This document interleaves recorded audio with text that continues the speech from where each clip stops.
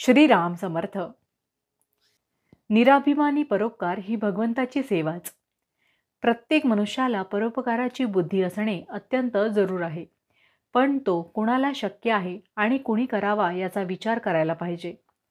ज्या शेतात पाणी भरपूर पुरून उरत असेल त्या शेतातले पाणी बाहेर टाकता येते आणि ते हितावहही होते. इतर शेतांच्या बाबतीत हे होत नाही. अशा शेताला पुरेसे पाणी कसे मिळेल याचाच आधी विचार करणे जरूर आहे. हीच दृष्टी परोपकार करणाऱ्या व्यक्तीने ठेवावी.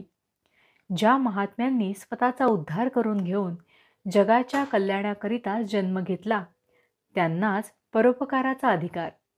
मग प्रश्न असा येतो की इतरांनी परोपकाराची बुद्धी ठेवू नये आणि तसा प्रयत्नही करू नये की काय? तर तसे नाही. परोपकाराची बुद्धी आणि प्रयत्न असणे जरूर आहे, परंतु परोपकार म्हणजे काय आणि त्याचा दुष्परिणाम न होऊ देता तो कसा करता येईल हे पाहणे आवश्यक आहे. भगवंताची सेवा या भावनेने दुसऱ्याकरिता केलेली मेहनत याला परोपकार म्हणता येईल आणि त्यापासून नुकसान होण्याची भीती नाही. परंतु हे वाटते तितके सोपे नाही, कारण मनुष्याची सहज प्रवृत्ती अशी की थोडेसे काही आपल्या हातून झाले की ते मी केले, मी असा चांगला आहे अशा तऱ्हेचा विचार येऊन तो अभिमानाला बळी पडतो. सबब ज्या ज्या वेळी दुसऱ्याकरिता काही करण्याची संधी मिळेल त्या त्यावेळी तिचा फायदा घेऊन मनाला अशी शिकवण द्यावी की देवा, तुझ्या सेवेचा लाभ मला दिलास ही माझ्यावर कृपा झाली.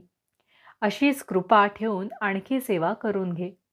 ही विचारसरणी जागृत राहिली नाही तर आपला कसा घात होईल याचा पत्ताच लागणार नाही.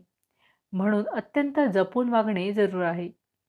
परोपकार याचा सरळ अर्थ परोपकार म्हणजे दुसऱ्यावर केलेला उपकार. यावरून असे लक्षात येईल की परोपकाराला दोन व्यक्तींची गरज लागते, एक उपकार करणारा आणि दुसरा उपकार करून घेणारा.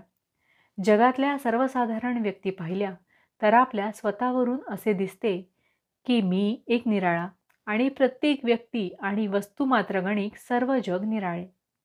मनाच्या या ठेवणीमुळेच जर आपल्या हातून दुसऱ्याचे कधी काळी एखादे काम होण्याचा योग आला तर मी दुसऱ्याचे काम केले ही जाणीव होऊन अहंकार झपाट्याने वाढू लागतो.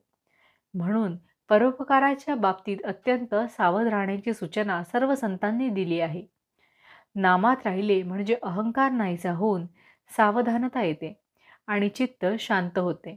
भावार्थ, जगात परोपकारी म्हणून नावाजलेले पण भगवंताचे अधिष्ठान नसलेले मोठमोठे लोकसुद्धा मानाविनात कोठेतरी अडकल्या वाचून राहणार नाहीत. जानकी जीवन स्मरण जय जय राम. महारुद्र हनुमान की जय. समर्थ रामदास स्वामी महाराज की जय. सब संतन की जय. श्री अनंत कोटि ब्रह्मांड नायक राजाधिराज सच्चिदानंद सद्गुरु श्री ब्रह्म चैतन्य महाराज की जय. जय जय रघुवीर समर्थ.